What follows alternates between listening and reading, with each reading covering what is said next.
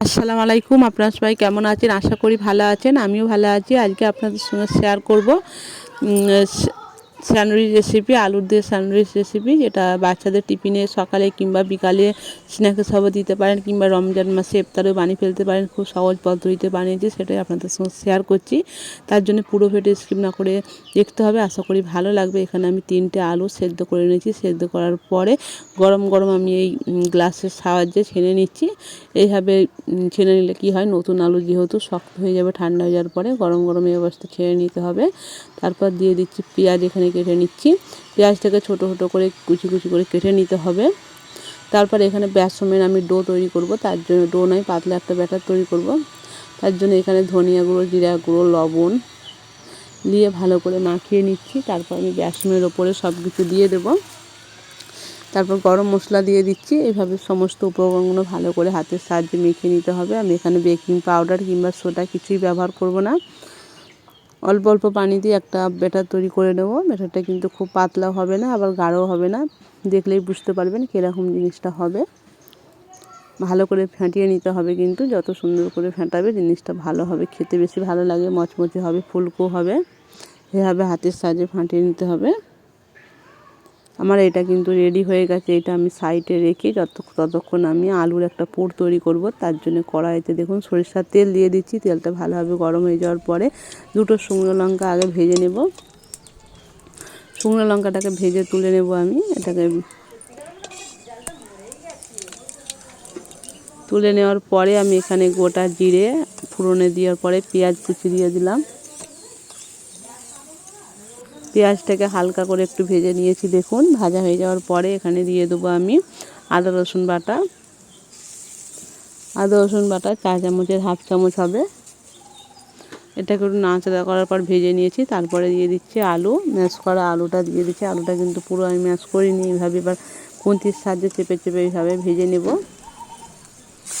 তারপর দিয়ে দিচ্ছি শুকনো লঙ্কাগুলো, যেটা আমি হাতের সাহায্যে একটু মচড়ে দিয়েছিলাম। তারপর সেটাও দিয়ে দিলাম।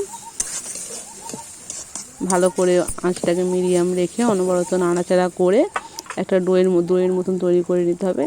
তারপর লবণ দিয়ে দিচ্ছি স্বাদ অনুসারে, ধনিয়া গুঁড়ো দিয়ে দিলাম, জিরা গুঁড়ো দিয়ে দিচ্ছি, গরম মশলা দিয়ে দেবো। দিয়ে ভালো করে এগুলো মশলাগুলো মাখিয়ে নিতে হবে।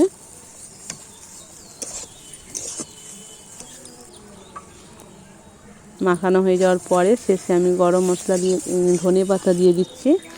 ধনে পাতা দিয়ে আবারও ভালো করে মাখিয়ে নিব। তারপর গরম মশলা দিয়ে দিচ্ছি। দেখুন দেওয়ার পরে আমার কিন্তু এটা কিন্তু হয়ে গেছে, দেখতেই পাচ্ছেন কড়া থেকে উঠে আসছে। এরকম হবে জিনিসটা, না এই নিচে ভিতরে পানি রয়ে যায়, শুকনো হয়ে যায়। এভাবে এটা হয়ে গেলেই রেডি হয়ে গেলে তুলে নিতে হবে। এবার আমি এটা সাইডে রেখে দেখুন কীভাবে তৈরি করে নিচ্ছি। প্রথমে একটা রুটি নিয়েছি, রুটির 4 সাইডে আমি চামচে করে আলুর পুরটা দিয়ে দিচ্ছি। তারপর এইভাবে বিছিয়ে দেওয়ার পরে আবারও একটা রুটি দিয়ে দিচ্ছি ওপর দিয়ে। ভালো করে হাতের সাহায্যে চেপে চেপে দিতে হবে, যাতে উঠে না যায়। এবার মাঝখান দিয়ে একটা ছুরির সাহায্যে কেটে নিতে হবে। এটা কিন্তু খুবই সহজ উপায়ে কিন্তু হয়ে যায়। আধখানা না করে এইভাবে গোটার অবস্থায় এইভাবে দিলে তাড়াতাড়ি হয়ে যায় জিনিসটা। কিন্তু এইভাবে সবগুলোই আমি করে নেব। আর একটা দেখিয়ে দিচ্ছি আপনাদেরকে, দেখুন খুবই সহজেই কিন্তু হয়ে যায় কাটাকুটির চেয়ে। এভাবে গোটাকে এইভাবে করে নিয়ে তারপর কেটলে কিন্তু সুবিধা হয়। আমি তো এইভাবেই করে নিই তাড়াতাড়ির মধ্যে। আমার কিন্তু সবগুলোই তৈরি হয়ে গেছে। এবার সরাসরি আমি উনুনে চলে যাব। উনুনে আমি আগে থেকেই কড়া বসিয়ে দিয়েছি। কড়াটা ভালোভাবে গরম হয়ে যাওয়ার পরে তেল দিয়ে দিচ্ছি, সাদা তেল। তেলটা পর্যাপ্ত পরিমাণে দিয়ে গরম করে নিতে হবে। গরম হয়ে যাওয়ার পরে এবার দেখুন এখানে ব্যাটারটা আমার রেডি হয়ে গেছে। এটা আমি রেস্টে রেখেছিলাম অনেকক্ষণই, 30 মিনিটের মতন। তারপর আলতোভাবে দেখুন একবার এই পিঠ একবার ও পিঠ দিয়ে এবার কড়াইতে দিয়ে দেবো।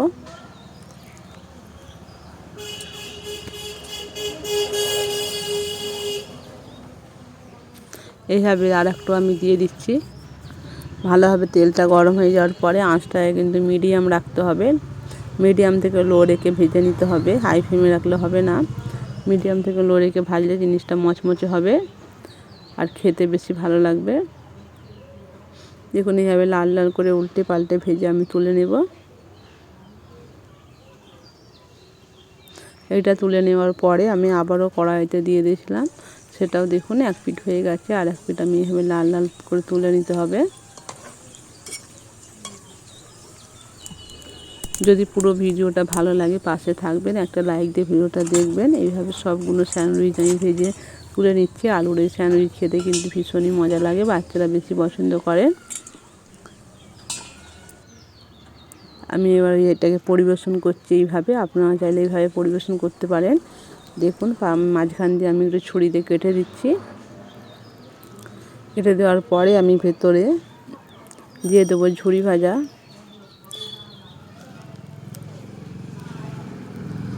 দুটো আমি সব স্যান্ডউইচ কিন্তু এইভাবেই বাচ্চাদেরকে পরিবেশন করেছি, এইভাবে বেশি খেতে ভালো লাগে। দিয়ে এবার সস দিয়ে দেবো, সস দিয়ে আবারও ওপর দিয়ে ঝুরি ভাজা দিয়ে দিতে হবে। এইভাবে খেয়ে দেখবেন, খুবই মজা। কিন্তু আমার তৈরি হয়ে গেল আলুর এই স্যান্ডউইচ। এখানে ভিডিওটা শেষ করছি। সবাই ভালো থাকবেন, সুস্থ থাকবেন।